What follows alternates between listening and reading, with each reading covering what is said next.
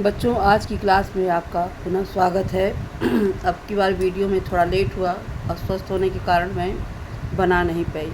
तो आज मैं निदा फाजली द्वारा लिखा हुआ अब कहाँ दूसरों के दुख से दुखी होने वाले पाठ को हम लेकर आए हैं। तो लेखक का इस पाठ में लिखने का या बताने का उद्देश्य यह है कि जब ये धरती बनी, जब ये सृष्टि बनी, तो यहाँ पे बनाने वालों की सोच में ये था कि मनुष्य तो है ही, सभी जीवधारियों का इसमें बराबर की हिस्सेदारी होगी, किसी एक व्यक्ति विशेष की नहीं होगी, यानी एक प्राणी की विशेष की नहीं होगी। लेकिन हुआ इसके ठीक विपरीत। मनुष्य जो है बहुत समझदार प्राणी है, बहुत वो विवेकशील प्राणी है, लेकिन जितना उनसे कहा गया, जितना उनके हिस्से का था, उससे कहीं अधिक जो पहाड़ थे, जो नदी थे, जो झरने थे, जो बगीचे थे, जो वन थे, जो और सारी चीज़ें थी, सभी जीवधारियों के लिए अलग अलग थी, लेकिन सब पर अपना कब्जा जमाता चला गया, यानी उसको उतने से संतुष्टि नहीं मिली। और इस पाठ में लेखक ने एक और बात बताई है कि राजा होने का मतलब ये होता है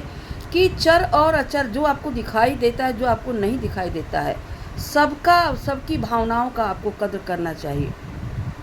सिर्फ अपने लिए नहीं। जैसे कि बाइबल के जो सोलोमान है, जिनको कि कुरान में सोलोमन कहा गया है, तो ये चींटियों के मन की भी बात समझते हैं कि घोड़ों की टाप सुनकर चींटियाँ बिल में घुसने लगती हैं कि वो आ रहा है, लेकिन इन्हें उनकी दर्द मालूम थी, इनकी भावनाएं मालूम थी, तुरंत ये हट जाते हैं, कहते हैं कि तुम्हें डरने की ज़रूरत नहीं, इन्होंने रास्ता बदल लिया। इसके ठीक विपरीत दूसरे जो है, एक नहाने गए, नहाते समय उनके कुएं से उनके कंधे पर चूटा चला आया, तो खाना खाने बैठे तो चूटा रेंगता हुआ समझ में आया उनको, तो दौड़ के खाना छोड़ के पहले गए उसको घर पहुंचाने। माँ ने जब पूछा कि क्यों, खाना अच्छा नहीं बना है, तो उन्होंने जवाब दिया कि ऐसी कोई बात नहीं है, एक जीव है जो बेघर हो गया, उसको घर पहुंचाने जा रहे हैं। इसी प्रकार से नूह नामक जो एक आत्मा थी, जो एक व्यक्ति थी, वो कुत्तों से बहुत घृणा करती थी। इस्लाम में कुत्ते से लोग बहुत नफरत करते हैं, तो उसने कहा कि न तुम अपनी मर्जी से इंसान बने हो, ना अपनी मर्जी से मैं कुत्ता बना हूँ, तो मुझसे इतना नफरत क्यों।